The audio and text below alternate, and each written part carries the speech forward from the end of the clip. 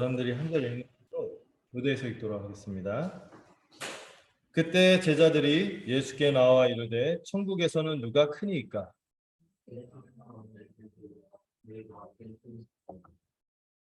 이르시되 진실로 너에게 이르노니 너희가 돌이켜 어린아이들과 같이 되지 아니하면 결단코 천국에 들어가지 못하리라.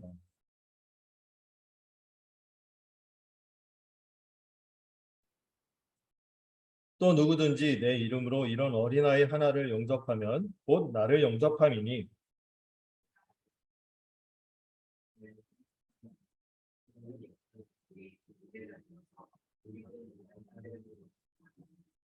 실족하게 하는 일들이 있으므로 말미암아 세상에 화가 있도다. 실족하게 하는 일이 없을 수는 없으나 실족하게 하는 그 사람에게는 화가 있도다.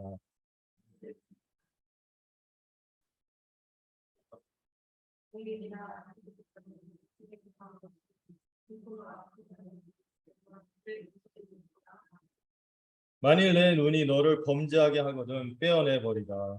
한 눈으로 영생에 들어가는 것이 두 눈을 가지고 지옥불에 던져지는 것보다 보다 나으니라.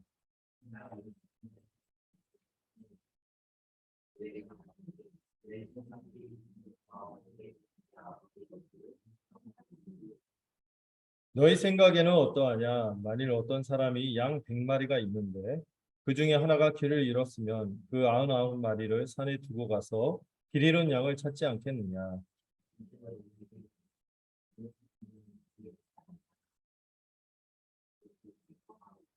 함께 읽겠습니다. 이와 같이 이 작은 자 중에 하나라도 잃는 것은 하늘에 계신 너희 아버지의 뜻이 아니니라. 아멘.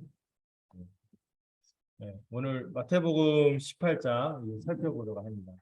우리가 마태복음은 천국복음으로 우리가 알려져 있고요. 우리 예수님이 왕으로서 이 땅 가운데 어떤 세상을 펼쳐지는지를 설명하는 책이고, 특별히 1차 독자가 아직까지 교회로 들어가서 살아야 되는데 그러지 못한 유대인들이 있잖아요. 그 유대인들을 좀 설득하고 교회가 얼마나 영광스러운지를 어떤 복음서보다도 잘 설명하는 책이 이 마태복음입니다. 이 교회에 대해서 많이 알 수 있는 복음서가 또 교회에 대한 직접적인 언급이 있는 복음서도 이 마태복음이 유일하다고 할 정도로 굉장히 교회를 위한 다른 복음서도 그렇지만 특별히 마태복음이 그런 것 같아요. 우리가 지난번에 말씀에서 어떤 걸 배웠죠? 주님이 산 위에서 영광스러운 분인 것을 보여주셨죠. 또 그 영광을 가져오기 위해서는 뭐가 필요하다고 말씀하셨어요? 십자가 고난이 필요하다고 말씀하셨고, 이 얘기를 듣고 이 제자들이 쪼그라들었다가 다시 이 영광을 보고 확 폈다가 산 밑에 내려가니까 또 제자들의 상태가 어떻게 됐어요? 산 밑에 이 사단이 지배하는 현실에서 쪼그라들어 있는 믿음 없는 모습을 보여주는데, 그런 가운데서 주님께서 그 믿음 없는 것에 대해서 믿음을 촉구하고 또 이 십자가를 믿는 믿음으로 나아가야 한다는 것을 다시 한번 십자가에 대해서 가르쳐 주셨죠. 우리 주님은요, 끈질기세요. 알아들을 때까지 계속 말씀하시고 계속 말씀하시거든요. 어떤 거는요, 그 자체가 어렵다기보다 그런 게 있어요. 우리의 경험이나 우리의 어떤 생각해 온 생각들이 너무 구축이 강하게 돼 있어서 받아들이기 어려운 부분이 있어요. 근데 그때 우리 주님의 방법은요, 온유하고 인내하는 심령으로 또 말씀하고 이런 각도로 얘기해보고 또 저런 각도로 얘기해보면서, 그리고 주님은 어떻게 하세요? 그 십자가의 길을 꾸준히 보여주시고 또 끝까지 못 깨달은다 할지라도 그 십자가 은혜로 결국에는 모두로 마음을 녹이셔서 깨닫게 하시는 그런 분인 것을 우리가 생각하게 되죠. 그런 면을 알 수 있는 부분이 뭐냐면은 예수님이 참 이 십자가를 지고 가시는 그분이 어떤 분인지 알게 하는 대목이 있죠. 되게 그 마태복음에만 나온 특이한 기적이 있었죠. 낚시를 했더니 입을 열었더니 동전이 나와. 그거 가지고 이제 성전세를 내라고 하는데, 이게 다른 어떤 것보다 큰 어떤 메시지를 주는지 핵심만 생각하면 뭐예요? 주님이 사실 안 낼 수도 있는, 그분이 성전의 주인 아니세요. 성전세를 내실 필요가 없음에도 불구하고 자기 권리를 주장하는 데 있어서는 다른 사람들에게 스캔들, 걸림돌이 되지 않도록 자기 권리를 주장하지 않으시고요. 그런데 주님이 때로 스캔들이 되시잖아요. 걸림돌이 돼. 언제? 진리를 선포하고 가르칠 때는 그들이 걸린다 할지라도 계속해서 그렇게 말씀하시는 모습을 보이는데 전체적으로 주님께서 이 세상에 오신 게 어떤 모습이죠? 주님이 이 세상에 권리를 주장하면요, 우리 다 심판당하고 다 죽어야 돼요. 그렇죠? 우리 다 죄인이죠. 주님이 주님으로서 그 권리를 주장하려고 하면 심판주로서 권리를 주장할 수 있거든요. 그거 우리가 다 죽었죠. 근데 그렇지 않고 주님은 권리를 포기하고 이 땅 가운데 오셔서 우리를 회복시키고 구원하시고자 이 땅에 오셨다는 사실과 연결해서 이 성전세를 내신 것을 우리가 이해하면 좋겠다. 이렇게 말씀을 배웠습니다. 자, 그리고 이 18장은요. 특별히 여러 본문들이 산상수훈 같은 산상설교 같은 이 천국 백성이 어떻게 살 것인지 보여준 말씀이었고 또 예수님이 파송설교도 했고 또 여러 가지 설교를 하셨죠. 또 천국 비유를 천국은 이렇게 이 땅에 역사하다 이것을 설명하고 이 네 번째 설교라고 하거든요. 28장이 이 교회가 어떻게 살아야 하는지를 설명해 주시는 내용이 18장으로 알려져 있어요. 교회를 향한 교회를 위한 설교다. 28장을 그렇게 보고 있습니다. 이제 예수님을 중심으로 이제 뭐가 세워졌어요? 어느덧 이제 예수님이 사역에 무르익으면서 예수님을 따르는 제자들이 모였죠.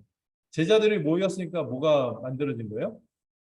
내 교회를 세우겠다 하는 것처럼 이 교회라고 할 수 있는 공동체가 이제 서서히 모여든 거죠.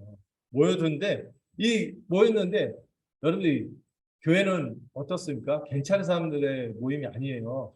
죄인들의 공동체 아니겠어요? 여러분 제자들 이게 중간중간에 뭐 머리도 안 좋은데 고집은 왜 이렇게 쓰고 성격은 왜 이렇게 문제가 많습니까? 심지어 보안어계라는 별명을 가진 보안어계 뭐죠? 분노조절 장애 우리식으로 분노조절 장애 이런 사람들을 모아놓고 주님이 하는데 얼마나 여러 가지 막 복잡한 일들이 많았겠어요. 그런 가운데서 주님께서 그렇다 할지라도 너희가 천국 백성 그리고 천국 백성은 이런 모습을 띠고 살아야 한다 하는 것을 이제 찬찬히 말씀해 주신 것이죠. 이제 예수님이 좀 있다가 죽으시고 부활하시고 나서 승천하시면은 이제 교회가 남잖아요. 그 남은 교회가 어떤 모습으로 살아야 할지를 미리 말씀해 주신 것이 18장이기 때문에 여러분들 우리가 이 교회로 어떻게 살 것인가 생각할 때 이 18장의 내용을 많이 묵상해 놨습니다. 이를 좀 생각하면서 오늘 말씀을 좀 들으시면 좋겠어요. 교회로 살면서 우리가 이렇게 해야 되겠구나 하는 것을 아마 이 세 꼭지가 있거든요. 이 18장은 오늘 한 꼭지, 다음 주에 교회가 서로를 어떻게 붙들고 번징 얘기를 하거든요. 이거를 어떻게 할지. 그 다음에 가장 중요한 삶의 원인, 용서에 관해서 이렇게 쭉 얘기하고 있습니다. 교회로 살아가는 삶의 핵심이 여기 있는 것이죠. 자, 먼저 여러분들 18장 1절 보면요. 제자들이 예수님께 나와서 질문을 던집니다. 네. 네. 어떤 질문을 던졌습니까? 천국에서는 누가 큽니까? 하고 질문을 던졌어요. 참 이렇게 무지막지한 사람인데 이런 생각이 들었어요. 네. 지금요 예수님이 계속해서 두 번째까지 무슨 말씀하셨어요? 예수님께서 조금 있으면 고난을 당하시고 십자가에서 죽으실 거다. 물론 부활도 말씀하셨지만 십자가에서 죽으실 거다 이런 얘기를 하는데 이 사람들은 뭘 생각하는 거예요? 천국에서 누가 크냐? 막 이런 질문을 하는 거죠. 바로 앞에서도 예수님은 어떠셨어요? 하나님의 아들인데도 성전세를 내심으로 다른 사람에게 이제 걸림이 되지 않도록 자기 권리를 주장하지 않는 이런 겸손한 모습을 보이시는데도 불구하고 제자들은 정작 주님에게 와서 천국에서 누가 크냐고 물은 것이죠. 천국에서 누가 크냐, 뭐 밸런스 게임 아니야, 누구 계속 뭐 이런 게 아니죠. 이 사람들이 누가 크냐고 질문한 거 의도가 뭐예요? 의도가 뭘까요?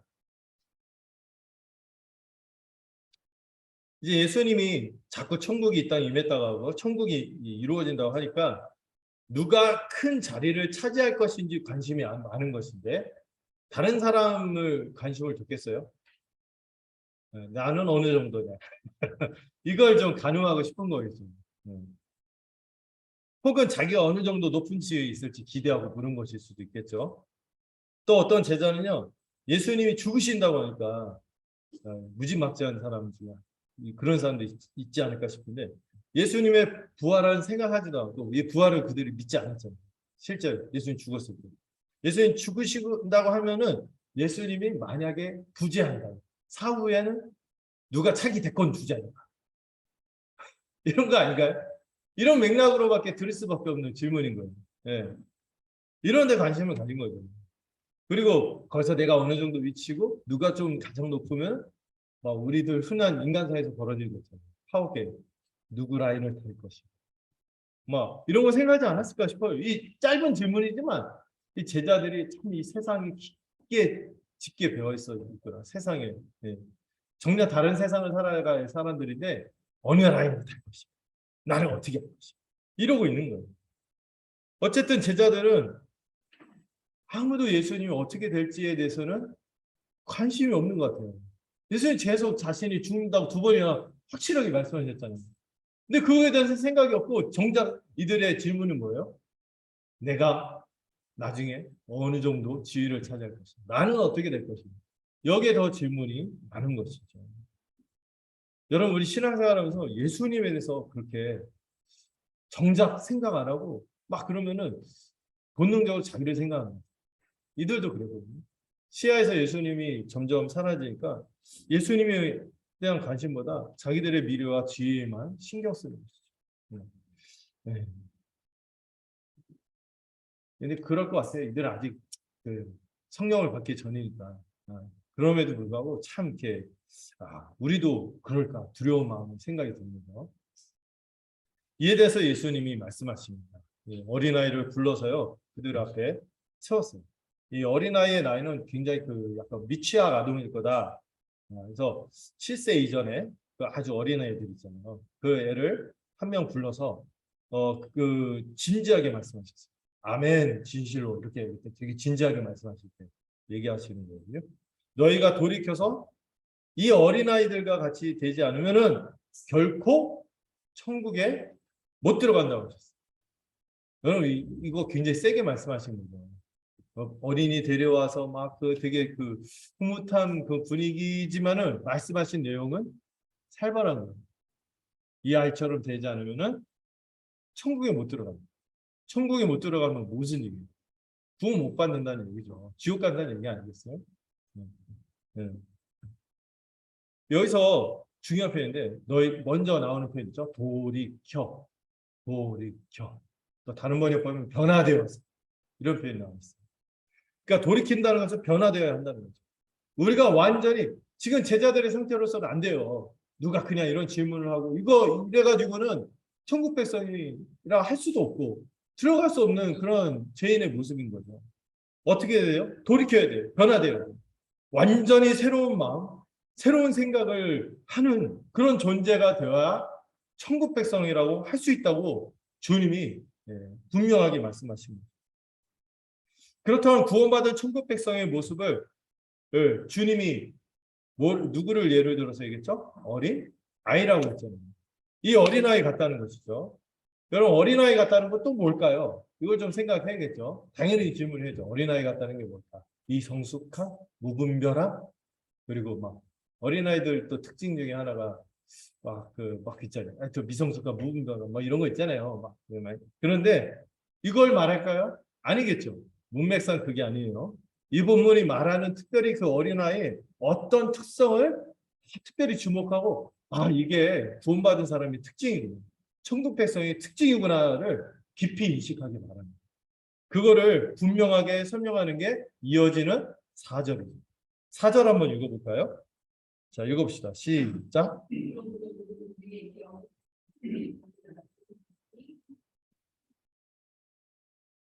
여러분, 천국 백성이라면 이 어린아이와 같다는 거예요. 지금 어린아이가 영문 모르고 주님이 부르니까 아주 그 권위 있는 주님이 부르신 거예요. 그러니까 막 영문 모르고 왔어요. 그냥 서 있어라. 그러니까 서 있고 어떻게 하지? 이러고 있는 거죠. 네. 그 아이가 무슨 와라 할 때 싫어요. 뭐 이러나요? 아니죠. 그 부모의 권위에 의존하는 아이 자녀처럼 순응하고 이렇게 와 있는 거죠. 네. 이런 아이처럼 자기를 낮추는 사람이 천국에서 가장 큰 자다. 굉장히 역설적인 말씀을 하십니다. 요즘 그 소파 방정환 선생님 때문에 어린이날 생기고 애들이 진짜 막 그 대우를 많이 받는 세상이 돼요. 지금 준이 때문이라 생각해요. 옛날에 고대에는요, 애들이 그런 존재가 아니거든요. 음. 여러분 그 대바라진 애들 있잖아요. 그런 애들이 아니에요. 어린아이 같이 대화할 때. 예, 제가 옛날 농활 갔을 때, 예, 하도라는 섬이 있었거든요. 아주 배 타고 들어가는 그런 섬에서 그 농촌 봉사활동 이런 거 한 적이 있는데, 거기 애들이 굉장히 여기서 말하는 그런 어린아이인가 싶어요. 되게 순박해요. 뭐 하면 새롭게 받아들이고, 이렇게 하고, 막 이렇게 짓궂고 그러지 않고 아주 순박하고 착하고 그런 아이들이죠. 그런 아이들을 떠올려야 될 것 같아요. 그래서 여기서 본문에서 말하는 어린아이 특징은 뭡니까? 자기를 낮추는, 자기를 낮추는 것이 이 아이의 가장 중요한 특징이라고 볼 수 있죠. 이거를 좀 개념화하면은 겸손함 그리고 의존하는 그 특성. 이게 바로 이 어린아이의 모습입니다. 천국 백성의 두드러진 특성이 뭐라고요? 겸손과 의존이죠. 여러분 구원받았어요. 와 천국 백성이에요. 와 근데 교만해요. 이거는 그 못생긴 미인 이런 말이에요. 그런 게 있을 수 없잖아요. 막그 천국 백성인데 교회라고 그 교회로 살아고 신자라고 하는데 막 난 독고다 있잖아. 나는 나 혼자 할 거야. 그거 혼자 살고 이런 것부터 약간 안 어울리는 거죠. 어린아이 같다는 거는 누구를 의지하지 않고 의존하지 않고 살 수 없고 자기를 낮출 수밖에 없고 그래서 겸손한 것이 어린아이 특징이 아니겠어요? 네. 옛날에 특히 어린아이에 대한 태도는 오늘과 완전히 달랐습니다. 옛날에는 뭐 지금도 시골 같은 데 보면 사랑구실 못하고 누군가 돌보지 못하면 살 수 없는 귀찮게 여기는 그런 존재였죠. 네, 지금의 어린이 인권을 생각하자면 당신은 그렇지 않았던 세상이기 때문에 이 어린아이, 이 파이디온이라는 건데 어린아이는 어떤 것도 주장할 수 없는 존재. 그래서 자신을 낮출 수밖에 없는 존재가 어린아이였습니다. 자기를 낮출 수밖에 없다. 왜? 자기의 처지를 정직하게 알잖아요. 왜 나서지 않을 수밖에 없죠. 수줍어하고 막 이런 모습 있죠. 겸손하고 의존적인 특성이 어린아이인 거죠. 이 어린아이의 첫 번째 우선적인 특징이 겸손이라고 두 번째는 이 어린아이는요 부모가 없으면 어때요? 못 살아요. 의존해야만 살 수 있어요. 그래서 의존성이 이 어린아이의 특징인 것이죠. 여러분 이 얘기하면은요 뭐가 떠올라야 될까요? 이미 우리가 시간이 좀 지났지만 작년쯤 됐네요. 상삼설교에서 팔복 기억나시죠? 천국 백성의 성품. 네. 이미 천국 백성 그런 성품을 가졌다 했잖아요. 첫 번째 나오는 성품이 뭐였죠? 여기 나타나는 이 팔복의 성품이요. 허위 어린아이 성품하고 유사하다 볼 수 있어요. 첫 번째 가장 먼저 나오는 성품이 뭡니까? 마음이 가난하다. 마음이 가난하다. 가난한 자는요 어떻습니까? 자신이 자격이 없다는 걸 알아요. 그리고 자기 혼자 살 수 없다는 것도 알아요. 그리고 도움이 필요한 것을 알기 때문에 필연적으로 어떻게 될 수밖에 없어요? 어린아이처럼 겸손하고 의존적일 수밖에 없는 것입니다. 항상 주님이 계시지 않으면 살 수 없는 거예요. 주님의 은혜가 없으면 살 수 없는 자격 없는 죄인임을 기억하는 자가 바로 이 어린아이요. 이 심령이 가난한 천국 백성의 특징인 것이죠. 그리고 그 은혜가 없으면 어때요? 은혜가 없으면 슬퍼할 수밖에 없고 그 은혜를 슬퍼하며 구하고 또 늘 온유함으로 주의 말씀을 배우고자 합니다. 온유함의 특징이 뭐랬어요? 수용성이라고 했잖아요. 그 주의 말씀을 그대로 받아 배우려고 하며 은혜를 구하는 것이 이 어린아이 같은 자들의 특징인 것이죠. 네. 이 모두 어린아이에게서 볼 수 있는 특징이에요.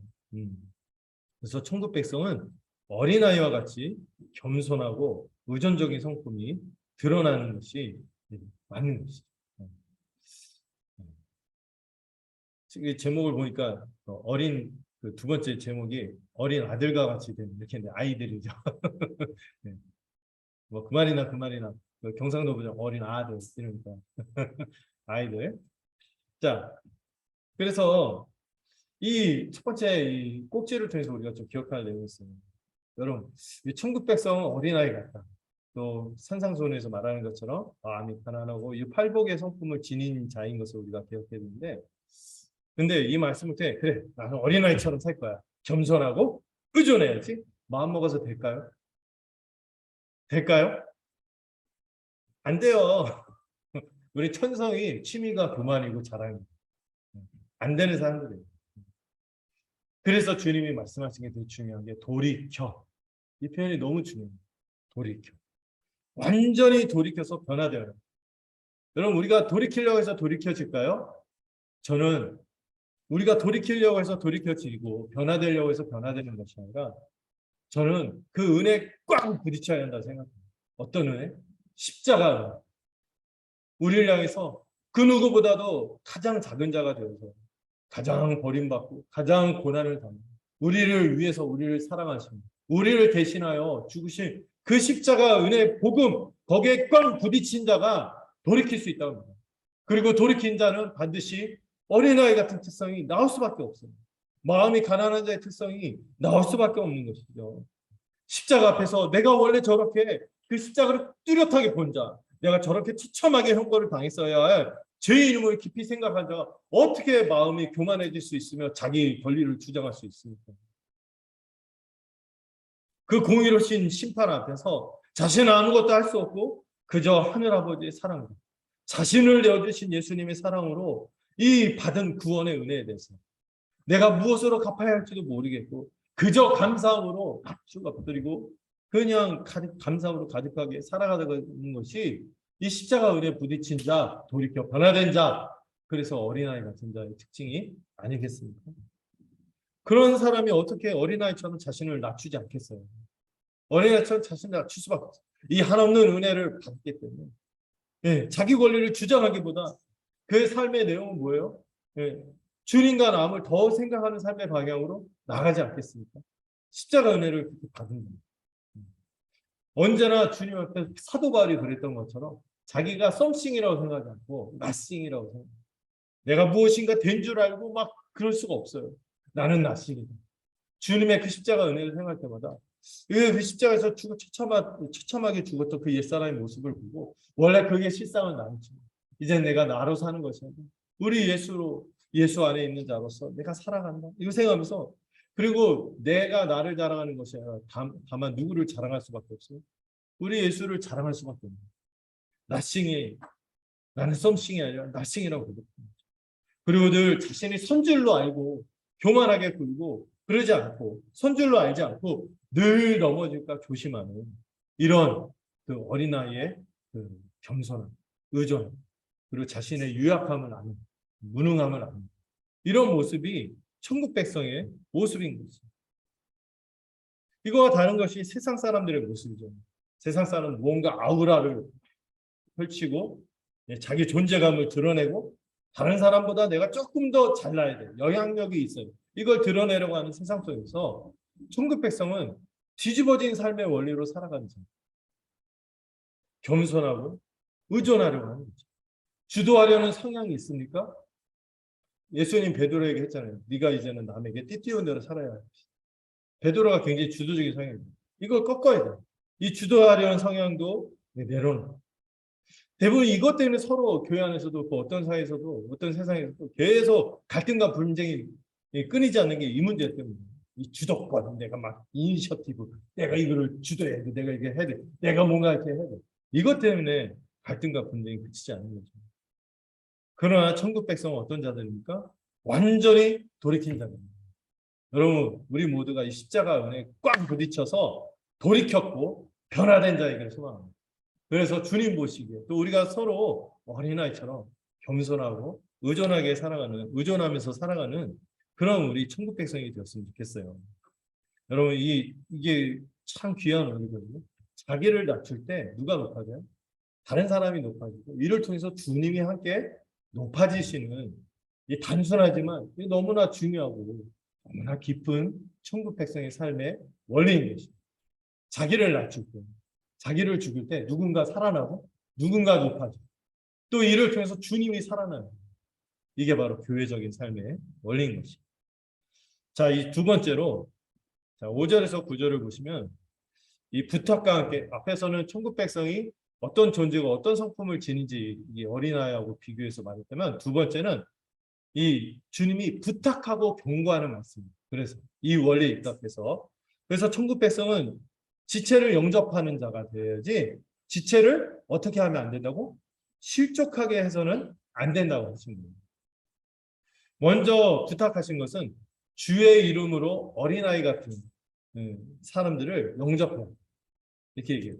천국 백성의 또 다른 삶의 원리가 나오는데 주님의 이름으로 어린아이와 같은 자들을 영접하는 것이 교회적인 삶의 원리인 것입니다. 그리고 그렇게 살아갈 때 결과적으로 누구를 영접하게 돼요? 주님을 영접하게 됩니다. 영접한다는 것은 서로를 환영하고 사랑으로 섬기고 있는 그대로 수용하는 것이라고 설명을 하더라고요. 이 단어를 찾아봤더니 이 세 가지 핵심적인 의미를 좀 정리할 수 있었어요. 서로에 대해서 기뻐 받아들이는, 환대하고, 환영하고, 사랑으로 섬기고, 있는 그대로를 받아들이고, 있는 그대로를 수용하는. 이게 영접한다는 거예요. 이 말씀도요, 교회 안에서 우리가 서로를 어떻게 섬겨야 하는지 그 원리를 말씀해 주고 있어요. 여러분, 그래서 어린아이 같은 저 사람들 내가 영접해야지, 환영하고 섬기고 해야 되는데 이거 생각하기 전에 우리 자신이 어린아이였어요. 어린아이 같은 자들이었어요. 연약하고 부족한 자들. 그런데 주님이 우리를 영접하셨어요. 주님이 우리를 환영하고 사랑하고 섬기셨고 죽기까지 섬기셨고 있는 그대로 받으셨잖아요. 그래서 우리도 어린아이 같이 연약하고 부족한 자인 것을 정직하게 인정해야 돼요. 여러분 우리 중에 누가 강하다고 할 수 있어요? 누가 나는 완전하다 할 수 있어요? 연약하고 부족한 자. 저도 그래요. 저라고 목사라고 저 별거 있으니까 똑같잖아요. 살을 보면서 보면은 참 이상한 분이다 이럴 때 있죠. 특이한 부분도 있고. 그런데 우리가 서로 있는 그대로 받는 거예요. 저도 막 하면서 여러분들이 막 그 여러 가지 삶의 모습이 있어요. 그런데 주님의 저도 어린아이 같은 저를 받으셨는데 저도 마땅히 우리가 서로를 받고 살아가는 것이 당연한 거죠. 우리가 보기에도 자신 생각할 때 부족하고 도움이 필요한 지체들이 있다면요 기쁘게 받아야 돼요. 섬기고 있는 그대로 수용하라는 것이 주님의 간곡한 부탁인 것이죠. 이제 주님이 떠나고 성령을 보내시지만 이 교회가 남아서 어떻게 살아야 돼요? 우리가 서로를 자기 자신이 어린아이였다는 것을 기억하고 다른 사람을 좀 영접해 있는 그대로 받아들여요. 황금률이죠. 대접받고자 하는 대로 남을 대접하라. 이게 주님의 뜻인 거죠. 우리가 혹여라도 자신에게 달가운 사람, 자기의 기준에 맞는 사람, 성향에 맞는 사람만 받아들이려고 한다면 그건 천국 백성이 아니라는 거예요. 그거는 이제 교회가 보편성이라고 해요. 차별 없이 모두를 받는 거거든요. 만약에 우리 코드에 맞는 사람, 우리 어떤 교양 수준, 어떤 삶의 어떤 이런 사람들, 심지어 제가 예를 들자면 어떤 영남교회가 있었다고 서울에. 제가 영남이 무슨 중요한 뜻이 있나 했더니 영남 사람들만 영남교 거기에 맞서는 혼합교회도 있을 것 같아요. 이름은 그렇게 안 달아요. 이거는 이제 말도 안 되는 거예요. 교회인 것을 포기하는 거예요. 네. 우리가 자신의 기준에 맞고 성향에 맞는 사람만 받는 게 아니라 아닌 사람도 품어야 되는 것이 교회적인 삶의 원리라고 주님이 친히 말씀하신 거예요. 막 그런 사람들 우리가 안 맞는 사람들 교제권 밖에 두고 그 사람에 대해서 이러쿵저러쿵 지적하고 정죄만 하지 혹시 여러분들 그렇게 할 때 생각하세요. 내가 이 지체를 받아들이려고 어떻게 도울지 생각은 해봤는데 이런 거 저런 거 지적하고 정죄만 한다면요 이거는 이제 안 되는 거죠. 우리 자신도요 그와 다를 바 없음을 기억해요. 제가 그 친한 김용규 목사라고 있어요. 머리 약간 까지신 이제 동갑인데 제가 영규야 하면 막 주변 분이 막 놀라는데 지금은 불러도 안 놀라더라고요. 저도 늙었죠.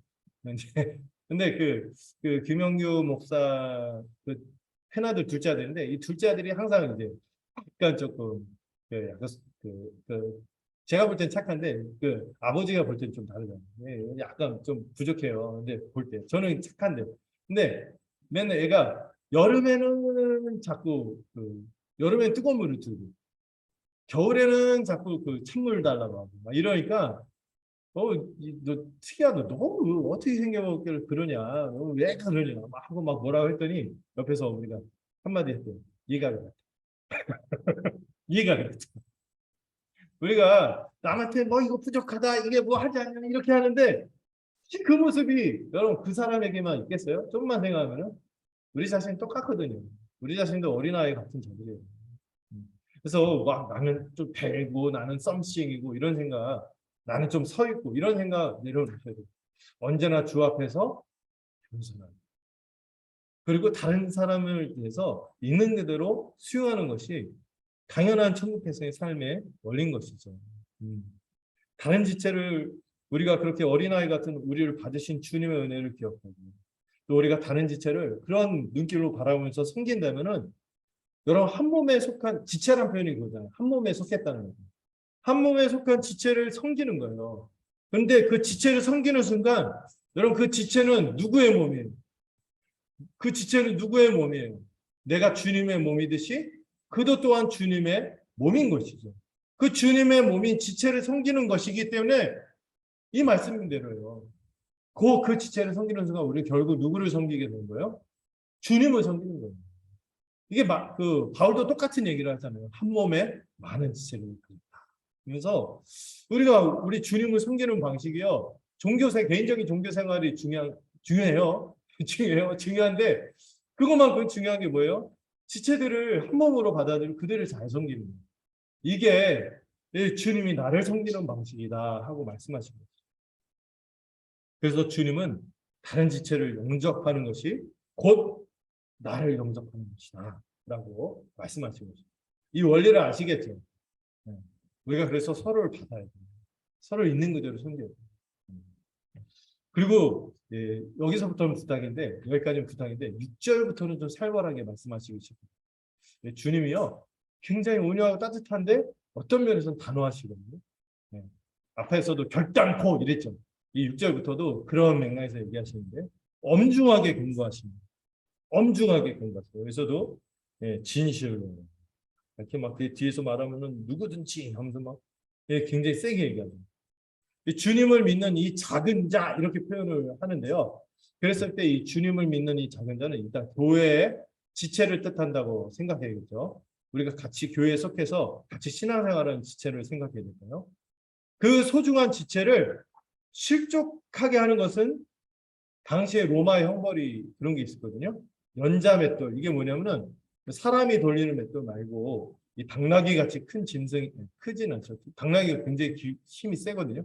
그 당나귀한테 이제 고삐나 이게 매갖고 이게 돌리게 하는 멍에를 밀어서 돌리게 하는 그 맷돌이 있어요. 한 무게가 1톤 정도 됩니다. 그 로마 형벌인데요. 가장 참혹한 형벌로 알려졌는데 그 목에다가 그 연자 맷돌을 걸어갖고 깊은 바닷속에 탁 빠뜨리는 거예요. 와! 하는 순간에 이제 이렇게 그 뭐죠? 그래서 질식하다가 그냥 죽는 거예요. 제가 개인적으로 가장 무서워하는 게 물에 빠지는 거거든요. 근데 그 막 돌까지 달아가고 이렇게 하면 어우 끔찍하게. 근데 거길 이 살벌한 비유까지 되시면서 그렇게 깊은 바다에 빠뜨리는 연자 맷돌을 목에다 대고 빠뜨리는 것보다 더 그 대가가 크다는 거예요.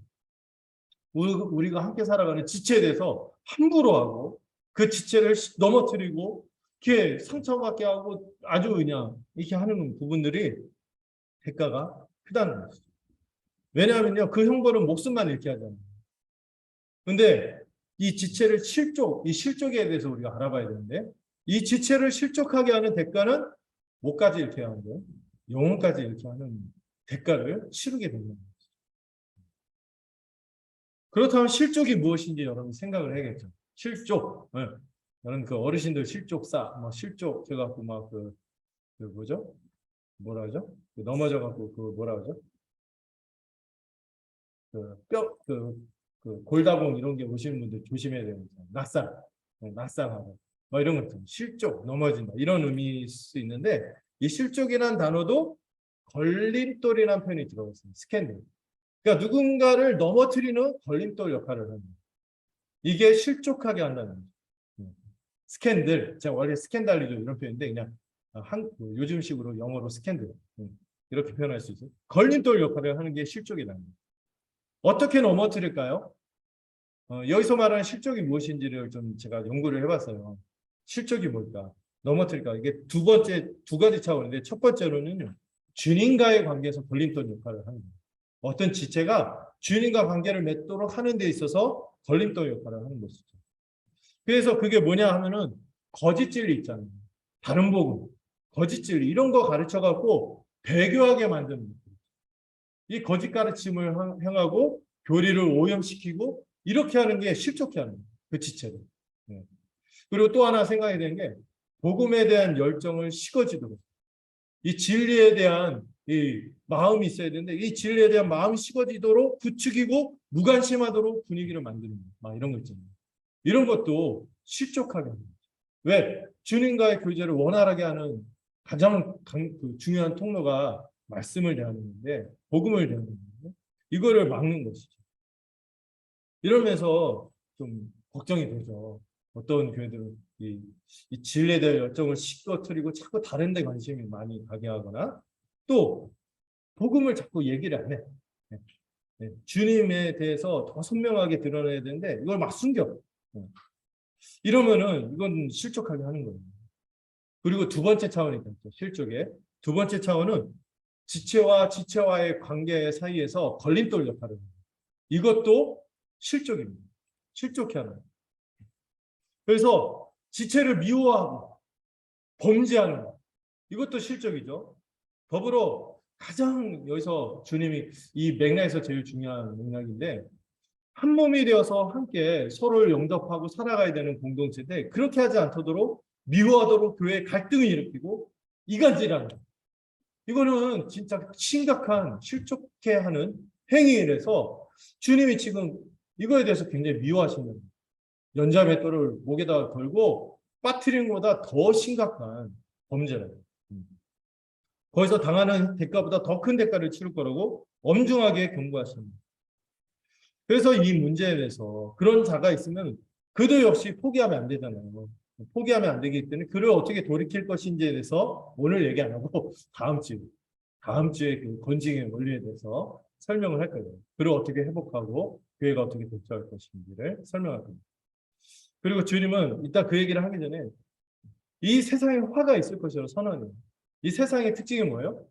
계속 실족하게 하고 있어요. 주님과의 관계를 막고 서로와의 지체, 서로 이웃과의 관계뿐만 아니라 서로와의 관계를 계속 갈등을 촉진시키고 이런 세상은 정말 홍보를 당한 망해야 될 그런 세상의 모습인 거죠. 화가 있을 것이라고 선언합니다. 이 세상에는요 이런 일이 일어날 수밖에 없고 존재하고 일어난다고 주님이 말씀하시죠. 네, 그 실족하게 하는 일이 없을 수는 없으나 이 7절에 보면 그런 말씀을 했어요. 이런 일이 일어난다는 거예요. 세상. 그런 세상이 이미 이 창세기 3장이고 사단의 이 괴계로 인간이 범죄한 일로 이게 세상의 삶의 흐름이 되고 말았어요.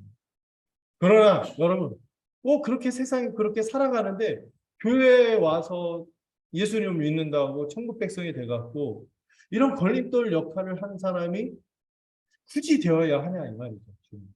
이런 걸림돌인 당사자는 화가 있을 것이라고. 여러분 교회로 살면서 걸림돌 역할을 해서는 안 됩니다. 그 누구도 그런 역할을 해서는 안 됩니다. 영적 전투를 치르면서 우리가 오히려 거룩하게 살고 의의 무기로 살아야 하는 거죠.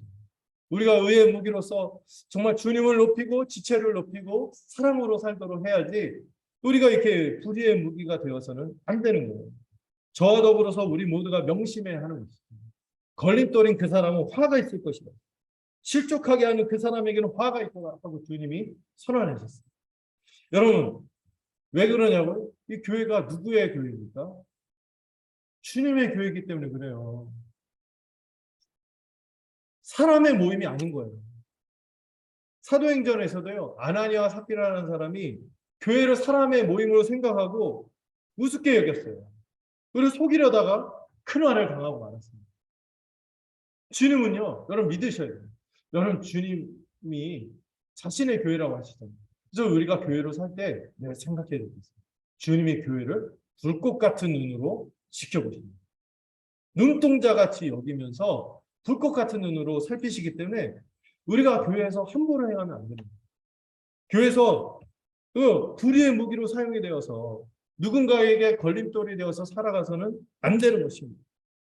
이러면서 저도 두렵죠. 저도 걸림돌이 되지 않기 위해서 애써야 되고, 혹시 그런 면이 있다면 저도 회개해요. 회개하고 또 그런 면이 있기도 해요. 제가 가끔. 그래서 저도 회개하고. 이 말씀 보면서 저도 두렵더라고요. 그리고 여러분 기억하셔야 돼요. 사람이 보기 전에 이미 교회를 주님이 지켜보시고 있어요.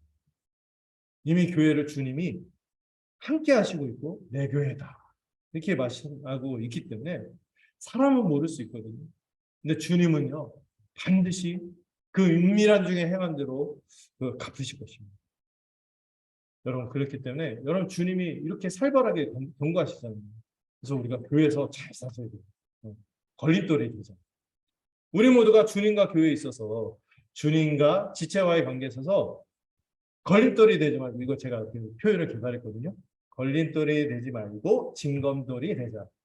괜찮지 않습니까? 우리가 걸림돌이 되어서는 안 돼요. 징검돌이 되어서 주님과의 관계를 이어가게 하고 지체와의 관계를 이어가도록 우리가 돕는 역할을 해야지, 이거를 깨트리고 부추기고 거기다 기름 붓고 이러면은 우리 뭡니까? 뭐하라고 여기 이렇게 돌이켜야 돼요. 어린아이 같이 겸손 또 영접하려는 마음으로 징검돌이 됩시다.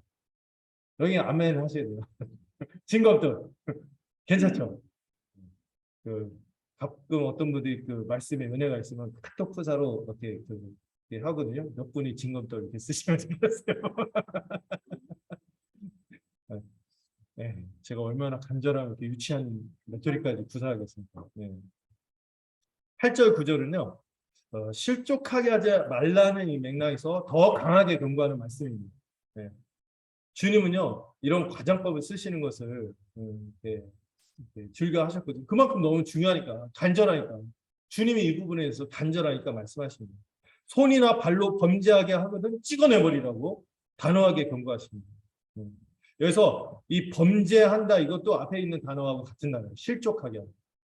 우리가 누군가를 실족하게 하고 걸림돌이 되거든 그걸 찍어내버리고 차라리 장애인이 되고 다리를 절면서 영생에 들어가는 게 낫지, 그렇게 온전한 손과 발을 가지고 돌이키지 않은 가운데서 죄인의 모습으로 영원히 꺼지지 않는 불에 던져지는 것보다 훨씬 낫다 이렇게 경고하십니다. 손과 발로 범죄한다는 것이 뭐냐면요, 이제 쭉 살펴봐서 제가 연구하고 결론을 내는데, 우리의 교회로 구체적으로 살잖아요. 교회로 구체적으로 사는 삶을 이 손과 발을 사용해서 구체적으로 살아가는 거죠. 우리의 발이 누구를 향합니까? 징검돌 역할을 하는데 바쁘고 그렇게 합니까? 아니면 걸림돌 역할을 하는데 그 발이 바쁩니까? 우리의 손은 누구를 섬깁니까? 우리 손으로 누군가를 위로하고 징검돌이 되는데 우리의 손이 쓰이고 있습니까? 누군가를 이간질하고 이렇게 하는데 손이 바쁩니다. 우리의 구체적인 삶의 모습을 말하는 거예요. 그렇게 할 바에는 이 손발을 끊을 정도로 그런 죄에 대해서 고통을 감수하더라도 돌이키고 회개하고 함께 슬퍼하며 극복해야 한다. 이렇게 말씀하시는 것이죠. 어떤 누구도 이 우리의 구체적인 삶의 모습이 교회에 사는 것을 방해하고 깨트리고 넘어지게 해서는 안 되는 것입니다. 그래서 이 손발을 얘기하고 또 눈을 얘기하죠. 눈을 뭘 얘기할까요? 이미 이 손발 막 눈 이런 얘기 앞에서도 산상설교에서도 얘기했었어요. 이 눈이 너를 범죄하게 한다는 것은 손과 발하고는 조금 다르요. 손과 발이 구체적인 삶이라면 눈은 그의 그 마음의 창 막 이러잖아요. 마음과 직접 연결된 기관이다 이렇게 얘기하죠. 마음과 그의 지성과 연결된 기관이거든요. 그렇기 때문에 이건 뭐예요? 진리와 관련된 부분으로 볼 수 있어요. 진리를 분별하는 것과 관련되어 있는 교훈이 이 눈에 대해서 얘기하는 거죠. 그래서 눈이 실족하게 하고, 여기서 뭐예요? 어떤 잘못된 가르침, 잘못된 진리, 또 잘못된 어떤 생각으로 진리를 떠나도록 하는 것에 대해서 단호하게 거부하는. 이 또한 단호하지 않으면은요, 영생이 아니라 어디로 가거든요. 여러분 주님에게 가도록 하는 가장 중요한 통로가 이 진리, 말씀입니다. 이 눈이 잘못돼 갖고 그것을 잘못되게 받아들이면은 여러분 그 영적인 사지가 돼서 나는 천국길을 간다네 하면서 지옥길을 갈 수 있다는 거잖아요. 주님 시선이 주님에게 가야 되는데 사시 없어. 다른 데 가고 있는.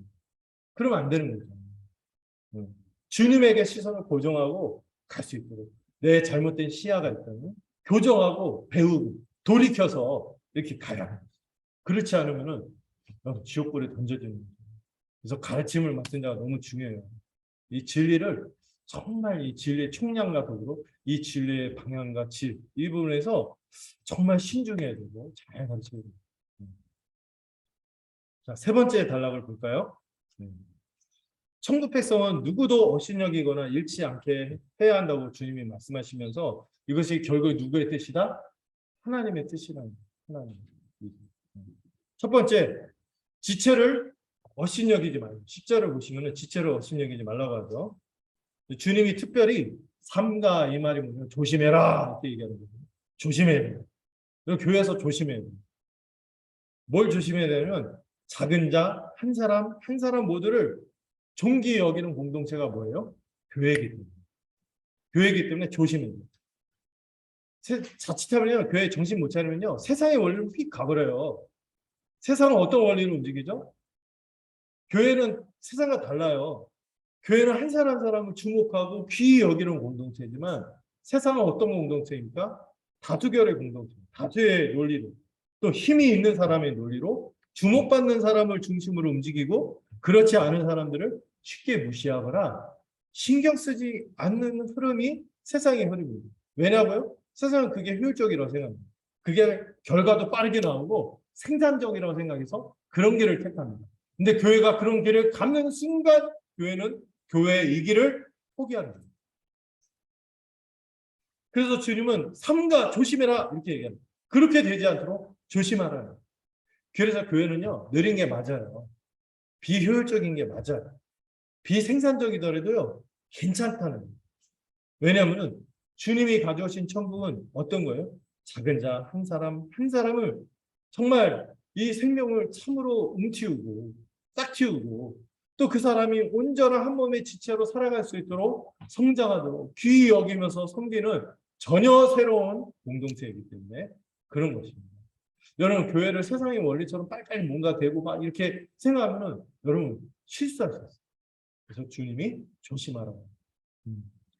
어느 누구도 업신여기는 일이 있어서는 안 된다고 하시는 거예요. 그럼 특별히 주님이 그 당시 사람들의 생각을 이제 가져와서 얘기하셨는데 한 사람 한 사람을 천사들이 그들의 상황과 처지를 알고 있기 때문에 하늘에 계신 우리 주님의 아버지, 내 아버지라고 하시죠. 우리 주님의 아버지 얼굴을 항상 뵙고 있다고 이런 표현을 쓰세요. 이게 무슨 말인지 좀 이해해야 되는데 예, 이런 작은 사람들 있잖아요. 교회 안에서 우리가 쉽게 여길 수 있고 좀 예, 그 약간 유력하지 않은 그런 사람들 있잖아요. 그런 사람들을 볼 때 우리는 아무것도 아닌 것 같지만은 하늘에서 어떤 일이 벌어지고 있어요? 천사들이 그런 사람들이 상황과 처지를 다 파악하고 알고 지켜보고 있고 그들이 하늘에 계신 내 아버지 앞에 있다. 이게 뭐예요? 그들의 어떤 대우를 받는지 어떤 상황과 처지에 있는지 이 천사들이 하늘의 보좌에 앉으신 그 하나님 아버지에게 친히 보고하고 있다는 거예요. 이거 여러분 그러면요 여러분 우리가 가볍게 누구에게 탁 은밀하게 모르게 탁 하고 이거에 대해서 하늘에서 어떤 일이 벌어지고 있다면 다 보고 있다. 다 보고 있고 그것을 친히 누구에게 하늘에 계신 아버지에게 고하고 있다는 것을 이 주님이 그림을 그려줍니다. 그래서 우리가 서로에게 어떻게 대해야 되는지를 이 하늘의 그림을 보여주십니다. 무슨 얘기인지 알겠죠? 그래서 이를 알면은요 우리가 한 몸이잖아요. 그리고 하늘에서 이 우리 교회를 이렇게 불꽃 같은 눈으로 보고 있다면은 우리가 누구에게 함부로 대할 수 있겠어요? 그럴 수 없는 거예요. 그럴 수 없는 거예요. 이거 말씀을 대할 때 네, 내가 누구에게 함부로 하지 않았나 이런 마음이 들어야지. 그래, 그러니까 남이 함부로 나한테 대한 거 이거 하나님 다 지켜보고 그럴 거야. 이러면 안 돼요. 내가 혹시 함부로 한 것을 천사들이 이렇게 파악하고 하늘아버지에게 고한다는 상황을 생각하면서 두렵고 떨린 마음이 있어요. 그래서 우리 모두가 생각해야 돼요. 이 그림을 떠올리십니다. 천사들이 지켜보고 이것을 하늘에 계신 우리 아버지에게 고하고 있는 사람. 이걸 생각할 때 우리 모두가 서로 인내하고 보듬고 기다렸었는지를 깊이 생각하고 돌아보기를 바랍니다. 주님은 이제부터 말씀하시는 것에 대해서 동의하실 것을 기대하면서 제자들의 생각을 물어보세요. 11절에 너희들의 생각이 어떠냐 하고 물어보시죠. 양 100마리를 가진 사람이 있어요. 부자네요. 100마리를 가졌는데 그 중에 한 마리가 길을 잃었어요. 그래서 99마리가 됐어요. 그런데 그 99마리는 산에 두고 길 잃은 양을 찾아 나서지 않겠느냐 이런 말씀을 하세요. 그 유명한 잃은 양을 찾는 비유죠. 아주 세상에서도 이게 너무 특이하니까 많은 사람들이 얘기해요. 100마리가 있는데 99마리 다수만 생각하지 않고 그 한 명을 귀히 여기는 거예요. 이걸 감동을 받기도 해요. 근데 여기서 이 같은 얘기가 누가복음에도 나오거든요. 근데 누가복음에서는요. 거기서는 여기 나온 거하고 의미가 좀 달라요. 누가복음에서는 뭘 얘기하냐면은 그 죄인이나 불신자를 찾는 것을 말하거든요. 근데 이 마태복음은 좀 맥락이 다릅니다.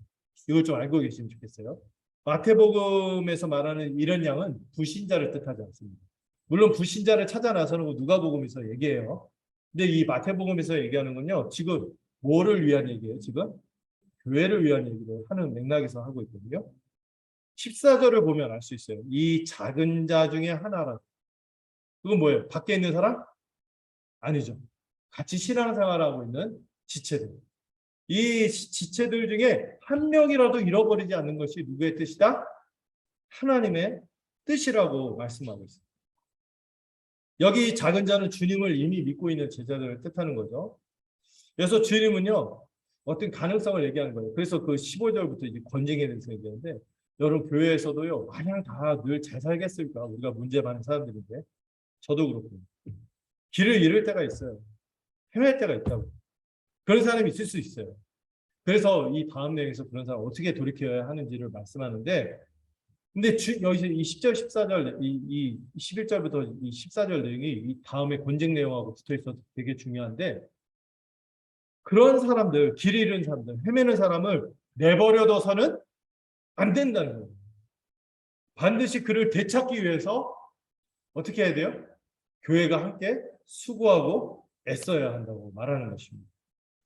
주님은 진지하게 말씀하시면서 만일 이런 양을 찾지 않으면은 길을 말이 잘못 나왔나? 만일 이런 양을 찾으면 길을 잃지 않는 99 마리보다 그 양을 되찾은 것을 더 기뻐할 것이라고 말씀하고 있습니다.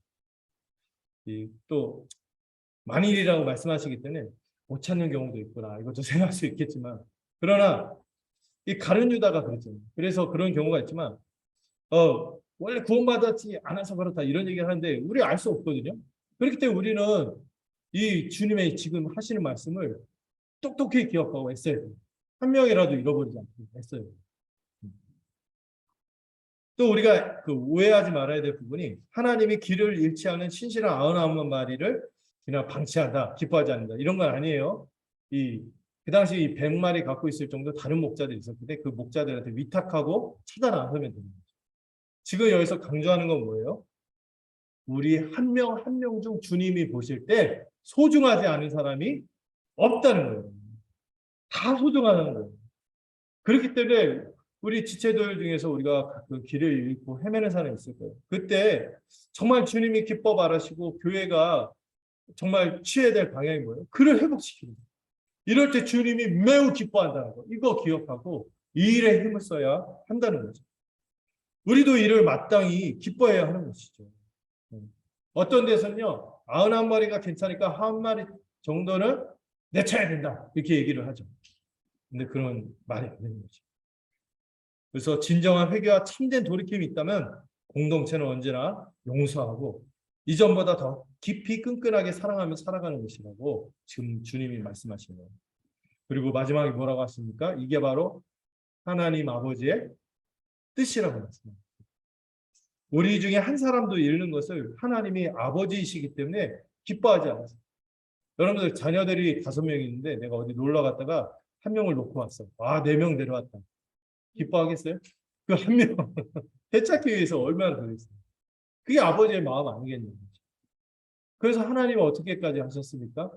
자기 아들까지 주셨습니다. 또 주님도 자기 사람을 사랑하시되 끝까지 사랑하셨다고 증언하고 있어요. 이 끝까지가 언제까지? 주님이 죽으시기. 하나님이 보실 때 우리 중에 그 누구도 소중하지 않은 사람이 없다는 것을 기억하십시오. 그리고 우리가 교회로 살면서 이 사실을 잊지 말아야 합니다. 말씀을 맺을게요. 자신이 천국 백성인지 점검하십시오. 우리 주님이 말씀하신 대로 이미 내가 십자가 복음으로 변화되어 살아가고 있다면 내 삶의 방향성이 이 어린아이와 같은지 주님과 지체들 앞에서 겸손하고 또 주님을 의존하고 다른 지체들을 의지하면서 살아가는 모습인지 살펴보시기 바랍니다. 그리고 항상 배우려는 마음을 가지시고 자기가 무엇인가 되었다고 생각하지 마세요. 주님의 은혜가 아니고서는 하루도 온전하게 설 수 없음을 기억하고 말씀을 붙잡고 기도하는 우리가 되기를 소망합니다. 두 번째로 우리는 죄인들의 공동체죠. 목사님 저도 부족한 죄인입니다. 네, 정말 죄인인 것 같아요. 여러분들도 함께 살아가면서 서로에게 아쉬운 부분이 많겠죠. 그래도 주님이 뭐라고 하셨어요? 서로를 귀히 여기고 영접하라고 하셨습니다. 환영하고 섬기고 있는 그대로 수용하셔야 됩니다. 어떤 부분에서 마음에 안 드는 부분이 있을 거예요. 느린 부분이 있을 거예요. 내 기대치에 안 차고 느리고 이럴 때 주님이 그래도 어떻게 하겠어요? 우리에게 허락한 지체죠. 그렇게 여기고 힘껏 서로를 섬겨야 하는 것입니다. 그래서 여러분 이 말 다시 한번 기억하세요. 우리가 교회로 함께 살면서 진리와 한문됨에 있어서 무슨 돌이 아니라 무슨 돌? 걸림돌이 아니라 징검돌 역할을 하시기를 바랍니다. 혹시 걸림돌이 된 부분이 있으면 빨리 결단하고 돌이키세요. 마지막으로 주님은 우리가 서로에게 가족으로 여기고 살기를 원하십니다. 우리가 가족이기 때문에 더 소중하게 여겨야지 없인 여기서는 안 돼요. 가족이니까 내가 막 하는 거야. 이건 말이 안 되는 거예요. 더 소중하게 여겨야 되는 거죠. 그리고 가족이라고 서로에게 무한 책임을 느끼는 것이죠.